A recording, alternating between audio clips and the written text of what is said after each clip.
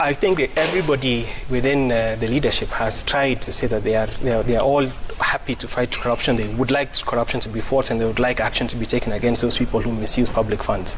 The challenge and the problem that we have been having is that sometimes there's been also dishonesty from the side of those who are in charge of investigating and prosecuting corruption. They have been doing it clearly in a targeted way, where they target allies of especially the deputy president and say that these are the ones who are corrupt. In fact, there has been a huge attempt to smear him as simply the main person who is in charge of corruption, and they look for certain people who might support him and threaten prosecution. Now that is where you find some people now turning off from the fight and saying that this is now becoming politicized, and we wonder why. If indeed some of these things are there, why don't they do it across the board? If somebody has done something, why not bring the evidence and deal with it clearly? So there's been an level where people have felt the thing is not being done in a genuine way. It is disingenuous, and it is and until you have the leadership who are ready and willing to do it in an open, fair, honest and transparent way, I think there will always be a lot of question marks. Yes, absolutely. I mean, it's a terrible, it's awful.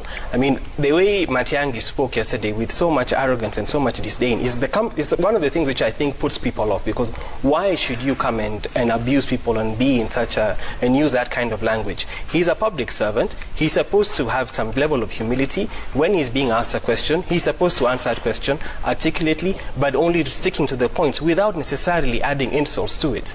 Now, what he did yesterday, you could see the bad faith. And also people, I think, mentioned that, when you have a CS coming and speaking with that kind of arrogance and hatefulness, you wonder what is the reason, what is the cause of it, and why can we not engage ourselves with some level of dignity and respectability? Because ultimately, a lot of other people are taking cue from what he's doing, and what he's doing was very wrong yesterday. You see, I think there is a complete misconception about the word hustler in this. It is simply about working. The slogan for UDA ni kazi ni kazi.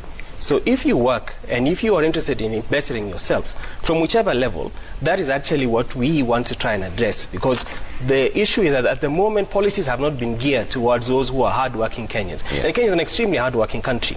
There was a period where there was a time when, during the time of Kibaki's government, when he was emphasizing on the working nation and trying to put policies in place to address those people. That is actually what we need as a country. And that is there. And I think DP Ruto has tried to make it very clear that he is a hustler because he works hard and he's trying to push to see how he can get people's agenda forward. And that's what we should focus on as the definition of the hustler nation. Yeah. Something that focuses on the economy, on small, if you don't like the word hustle and hustler, you use the word then small and micro enterprises, the SMEs. It's the same thing. Yeah. Policies that will address people's businesses, whether it's small or micro, and how you can actually improve and uplift their livelihoods. Yeah. That's ultimately what it's about. Okay. Let me just finish by saying that I think I agree with everybody here who said that let the people out there try and make their decision as they approach the election in a sober way. But let us define the politics clearly. Regarding the hustler nation, it is not about rich versus poor, which is what the Deputy President clarified yesterday. Similarly, it's not about youth versus wazee. It's not about this or that. It's really about the economic empowerment of every Kenyan, whether they be this age or that age, whether they be from this background or that background. And that is actually what the hustler nation and what the Deputy President and the UDA is standing for. And that's what we hope that will be embraced by Kenyans. Now, on the other side, we are still waiting, because it seems that their agenda is more about regional blocks and about ethnicity, which is something that I hope Kenya will not go down that route, although I would still want to see, because they have never defined really what they are for. It is more what they are against. And what we would like to see as we approach the election is politics that will engage people on a positive note.